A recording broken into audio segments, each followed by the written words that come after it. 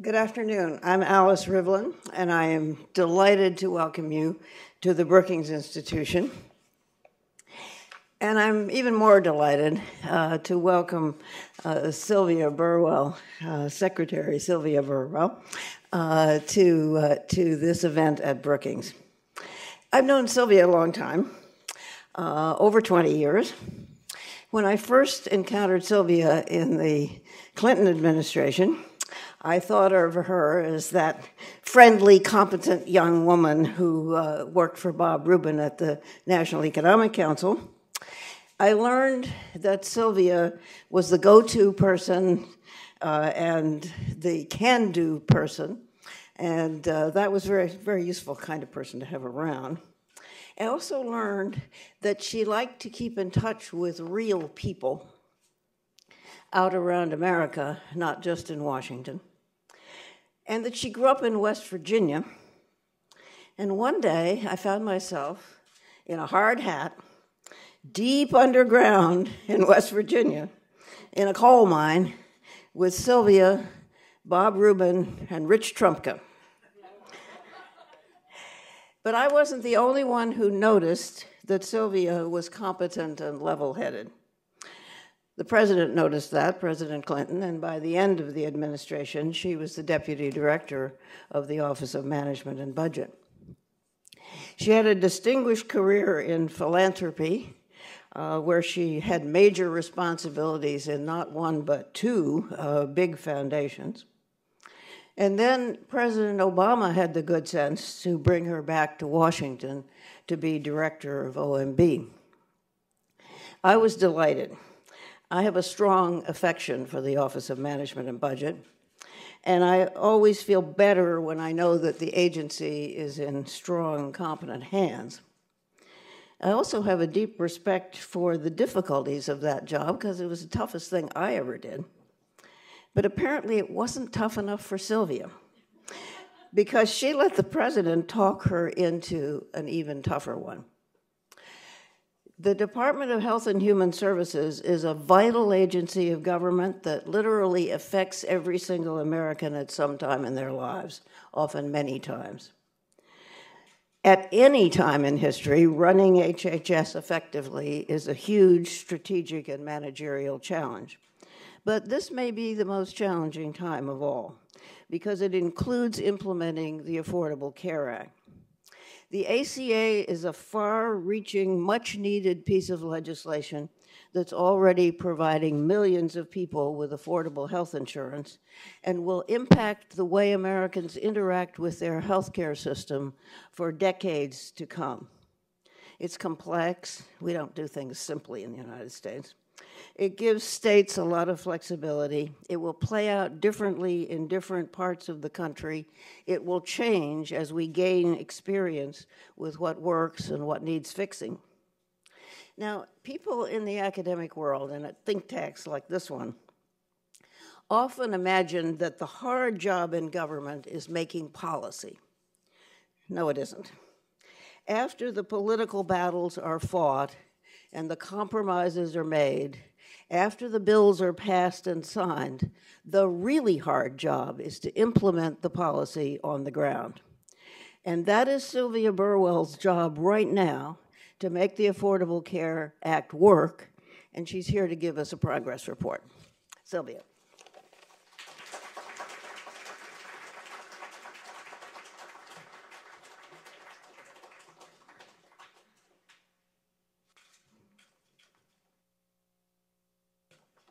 Thank you very much, Alice. It's an honor to be introduced by someone that I have known and followed for so long.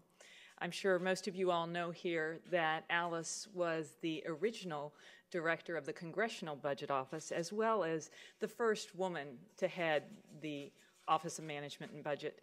And as I aspired to follow in Alice's footsteps, she was someone who has climbed many mountains, both literally and figuratively, for those who know her. And so for whatever reason, in trying to aspire to do that, when I left the Clinton administration, I decided to climb Mount Kilimanjaro. Brookings is a place that has a special place in the Burwell household. We like to read to our children. Our children are 6 and 4, and it's a morning ritual at the Burwell household over breakfast. And sometimes we read The Magic Tree House, and other times we read Brookings institution reports.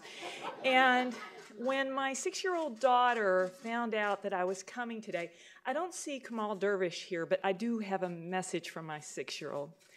And that is the fact on the whole aggregate GDP being a less good measure of economic progress, she doesn't agree. And while I'm not going to get in the middle of my daughter, Anna Brookings, scholar and academic and leader, I do want to just skip to the fact that I have great respect for Brookings as an institution and the work they do. And in examining all issues, they take both the long and the short-term view. They think about and analyze trends over time, conduct smart systemic empirical research, and focus on 3 words in the motto. Those 3 words are quality, independence, and impact. And as a former OMB director, those words are music to my ears. And I want to take this opportunity to apply that analytical framework to the issue of healthcare. And as we think about the question of how is the Affordable Care Act working?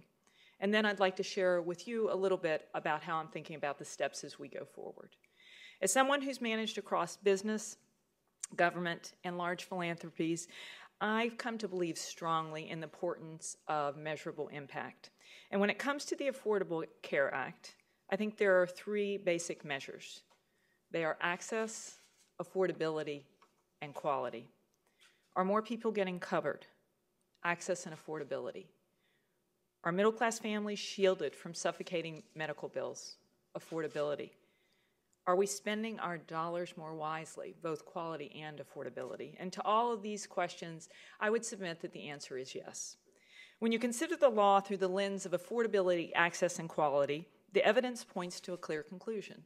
The Affordable Care Act is working, and families, businesses, and taxpayers are better off as a result. For 4 years after President Obama signed the law, middle-class families have more security, and many who already had insurance have better coverage. Fewer Americans are uninsured, and at the same time, we're spending our healthcare dollars more wisely, and we're starting to receive higher quality care. As we walk through the evidence, I think it might be helpful to add a little historical context. As a country, we've been wrestling with these questions of how to cover the insured for as long as the Brookings Institution has been here. As a matter of fact, even longer. In 1912, Teddy Roosevelt's Progressive Party platform called for universal health care, along with priorities like women's suffrage and a national highway system. In the 1920s, women got the right to vote. In the 1950s, President Eisenhower delivered this nation a highway system. 80 years ago, President Franklin Delano Roosevelt succeeded in creating Social Security, but was unable to make progress on the issue of a national healthcare system. 65 years ago, President Truman asked Congress for a fair deal, a deal that included things like equal rights for all, an increase in the minimum wage, and universal health care. Congress passed a minimum wage. 50 years ago, President Johnson signed Medicare and Medicaid into law. But a few years later, another president told the Congress, quote, "Comprehensive health insurance is an idea whose time has come in America. There has long been a need to assure every American financial access to high-quality health care." That president was Richard Nixon. And in the 40 years since his address to Congress, our country has paid a hefty price for inaction on health care, even though Presidents Ford, Carter, Bush, and Clinton made this issue a priority. Costs spiraled out of control, and health care became unaffordable for millions of families and businesses alike. Taxpayers felt the effect as well. Of those who weren't priced out of the healthcare market, many were locked out because of pre-existing conditions. And many who were fortunate enough to have insurance did not receive a very high quality of care. By the time President Obama took the oath of office, our system had broken down to such a degree that we were spending far more as an economy on health care in both gross and per capita terms than all the other developed countries. In 2009, we were spending $2 trillion a year on health care, which was almost 50% more per person than the next most costly nation. These rising costs took their toll on family budgets. In 2007, a Harvard study led by a certain professor with a very bright future, Elizabeth Warren, found that 62% of personal bankruptcies were due to medical problems. What were we getting for the higher healthcare costs that we shouldered? In 2010, the Commonwealth Fund benchmarked our healthcare system against 6 advanced industrialized nations. They looked at quality, access, efficiency, equity, and healthy lives. We were dead last. While we were still not scoring well in these benchmarks, we're doing a lot better on some measures of quality. By the time the Affordable Care Act was passed, tens of millions of Americans were uninsured. Millions more had coverage that wasn't there when they needed it, and everyone felt the impact. Too many Americans relied on the emergency room for the most basic medical care. Uninsured children, statistically, were more likely to have fewer immunizations and go without prescriptions. And uninsured adults were more likely to have chronic health conditions, many of which went undiagnosed. The system was not working either for millions of Americans who had insurance. 78% of people who went bankrupt due to medical bills actually had health insurance. Just because you happen to have an insurance card, your care wasn't necessarily affordable if you got charged several $1,000s for an ambulance ride that wasn't covered. Having an insurance card did not guarantee that you had access to the services you needed. Having an insurance card did not mean your doctors were effectively coordinating so that you wouldn't end up taking tests twice or getting procedures that you may not even need. Thanks to the Affordable Care Act, things are changing for the better. Let's consider for a moment the evidence on the uninsured where we're making historic progress. The Affordable Care Act addressed quality, affordability, and access. It expanded Medicaid. It lifted barriers to coverage like pre-existing conditions, as well as annual and lifetime caps. It allowed young adults to stay on their parents' policy until they were age 26. And it created the health insurance marketplace.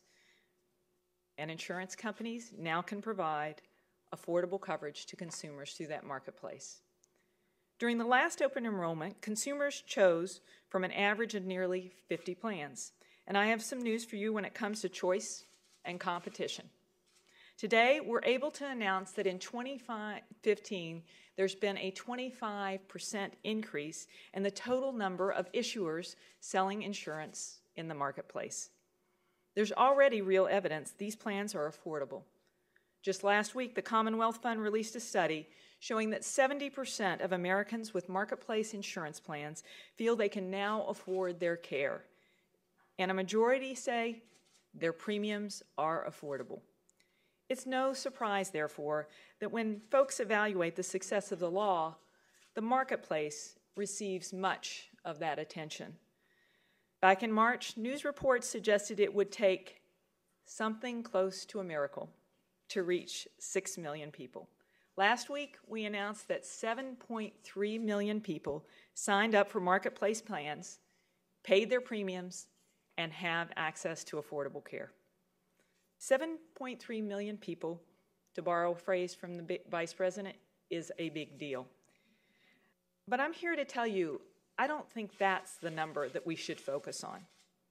Yesterday, we released another number, a significant number, and that's that 8 million people enrolled in Medicaid or CHIP since the October enrollment date.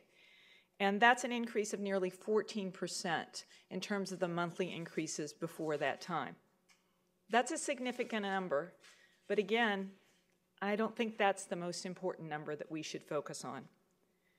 The number that's even more important is that in just 1 year, we've reduced the number of uninsured by adults that are uninsured by 26%.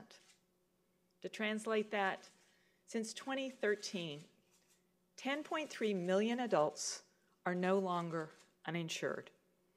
I firmly believe this is the key measure. We should look at it because it represents historic progress on something that has eluded our country for over a century. There isn't a business in America that wouldn't be ecstatic with that kind of growth.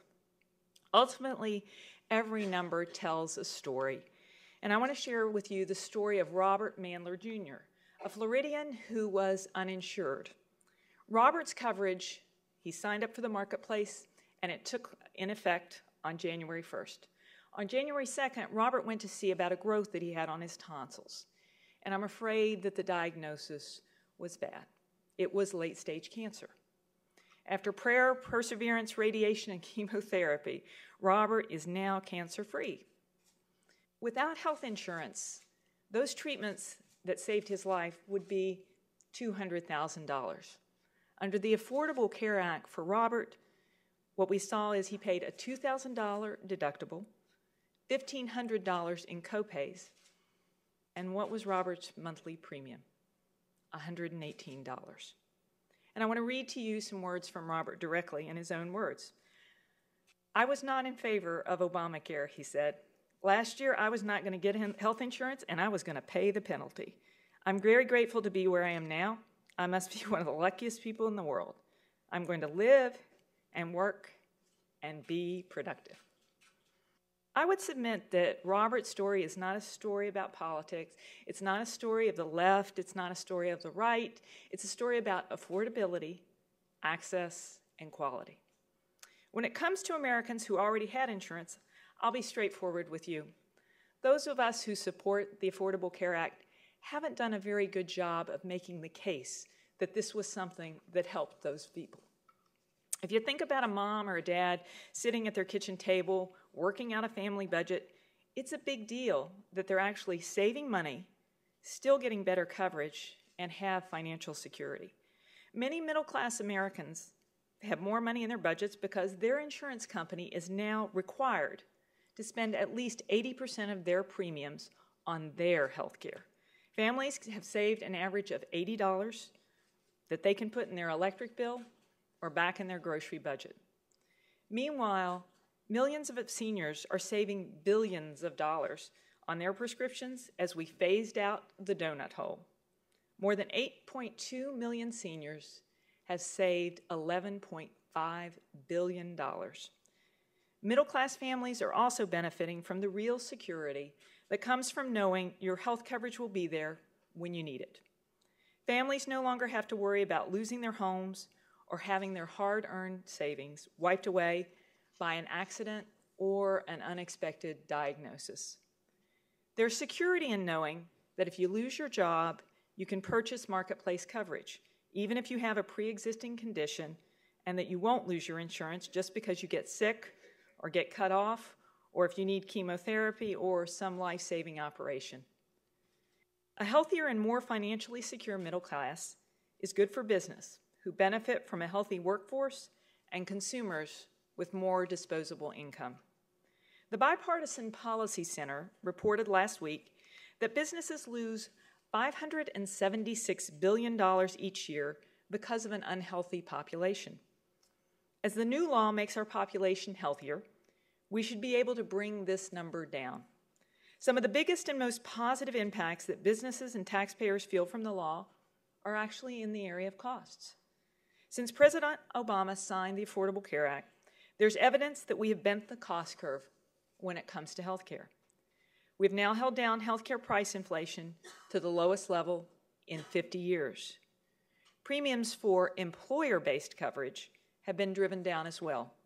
Earlier this month, Kaiser reported that this year's cost growth is the lowest on record.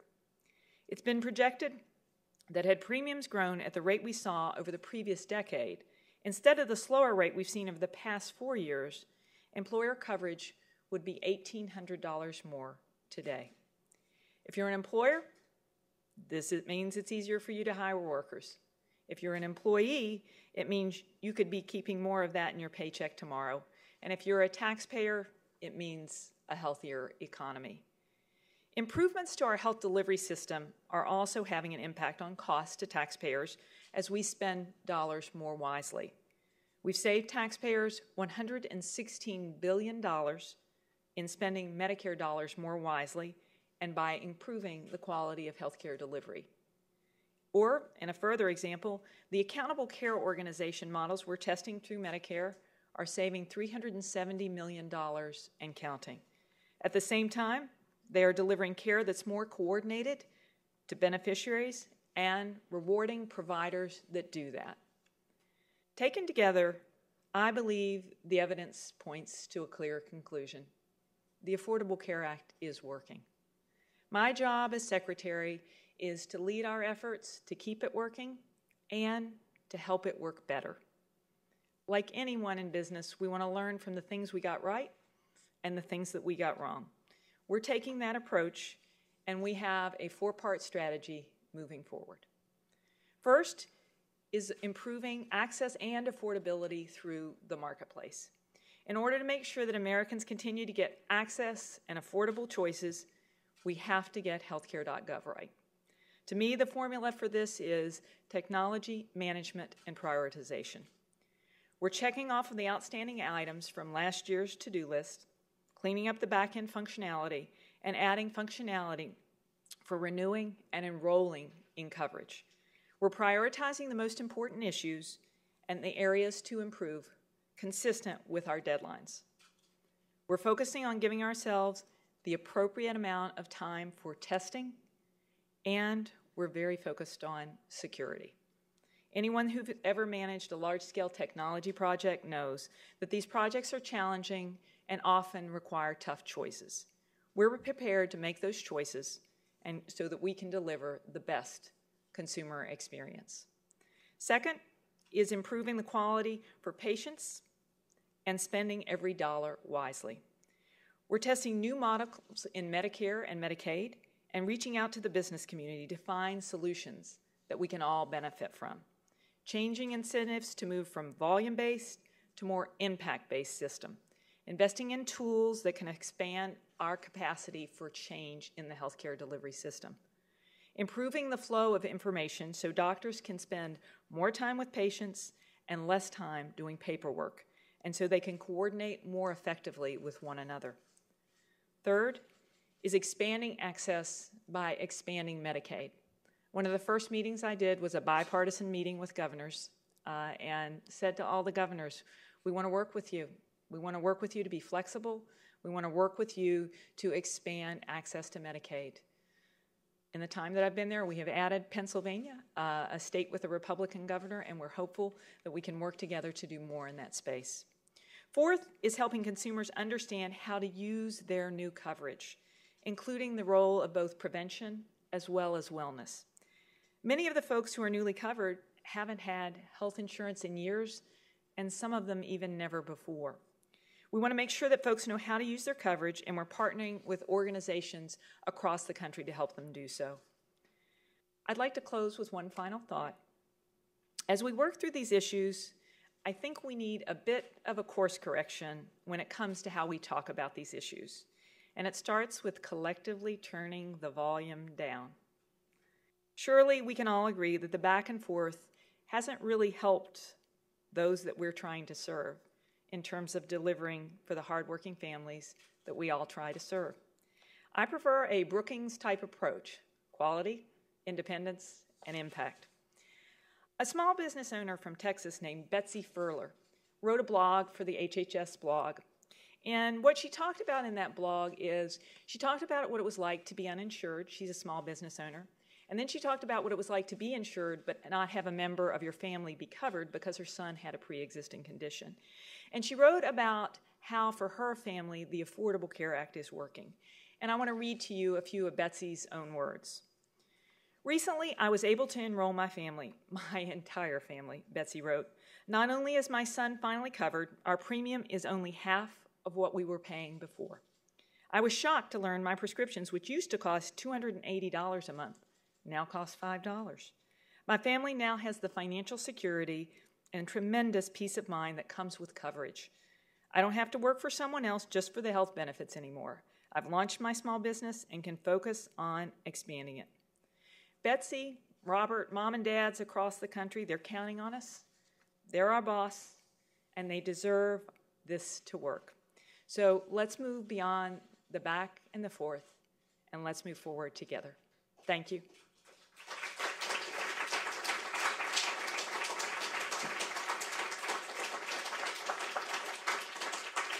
I'm happy to take some questions. Yes. Obviously, thank you. I'm from the American Cancer Society, and obviously people who have been touched by cancer or another serious disease, they know how valuable insurance is. But I think the challenge for all of us has been making sure that people who haven't been touched by a disease but may be at risk for it know how the law could help them, as well as people who may have coverage through work, how the law bolsters that. What is HHS and what will CMS be doing to help educate those folks about the importance of the law? I think in point 4, when I talked about how we need to talk about the coverage and the issue of how to use the coverage, I think the point you raise is one, not just for the newly insured, but across all, because I think many people don't realize the extension of benefits for prevention and wellness. And I think that's probably what you're referring to specifically. And so one of the things we will do as we do our education for the uninsured is do that more broadly. The other thing is in our conversations with the employers. That's a place where we're having a lot of conversations. The good news is that I think many employers are ready to talk about issues of wellness and prevention. And so what we want to do is use our own messaging and our own conversations, but I think we actually know that in this case, things will move more through our partners, the stakeholders on the ground, people like your own organization who are delivering that message and are trusted sources. And so whether that's the employer, trusted sources like yours, we will partner with all to try and move that message out. And it is a very important one, both in terms of point 4 that I made, as well as the point that I made earlier that I don't think we've done a very good job of helping people understand for the insured what the Affordable Care Act did. Yes. Hello, thank you for your remarks. I'm with the Catholic Health Association, and a lot of our hospitals were deeply involved in getting people enrolled and educating them about new coverage options. For hospitals that weren't yet engaged in that or have hesitated because they're in states where the ACA is not as popular, do you have any guidance for those in terms of just how they can work in their community and get people signed up? First, thank you for all the support and help. With regard to the states where the ACA is not as popular, I think one of the things is making sure those states reach out to us. There are regional offices all across the country for HHS, and where there are those hospitals, whether it's coming through our business organization here in Washington, D.C., or through the regions that might be a little more familiar with the challenges that you're articulating, we want to work with folks so that they can do what they would like to do in the context in which they're in. I think there's another point that we're hopeful about is that now that people can see, last year at this time we didn't have something to point to. We didn't have Robert's story. We didn't have those stories. And I think we're hopeful that that also will be an element that can create a better environment. But even when the environment still is tough, we want to work in ways that will work for the context that these hospitals are in. We're working with hospitals, insurers, stakeholders in terms of the groups. This is an all-hands-on-deck effort. Yes, in blue.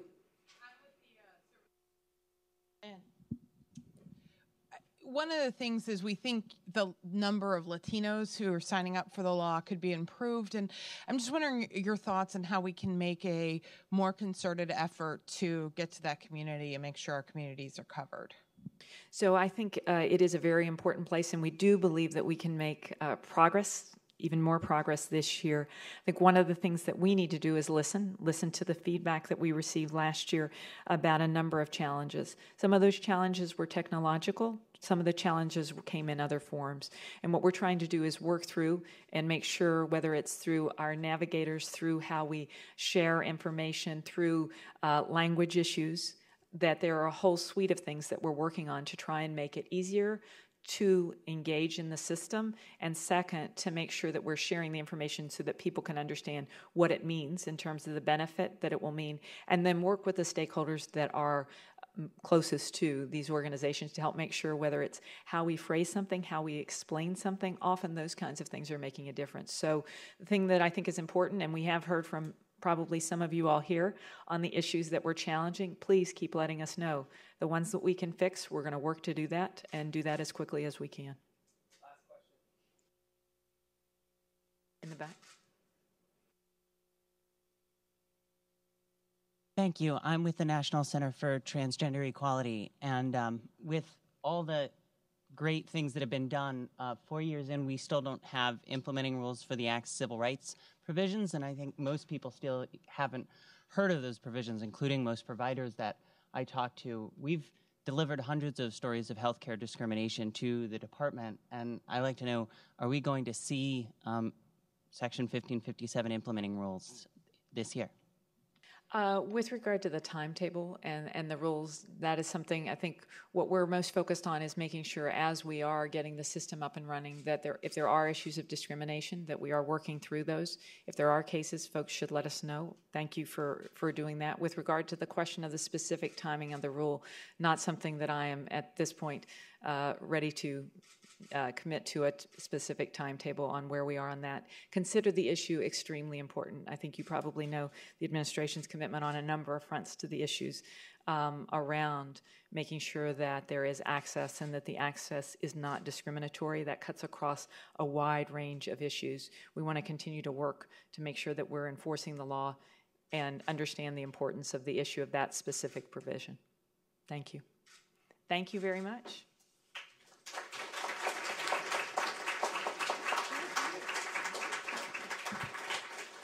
On behalf of Brookings, I want to thank Secretary Burwell and thank all of you for coming and for listening out there. And good luck. We need this thing to work, HHS, and we're counting on you to make it work. Thank you.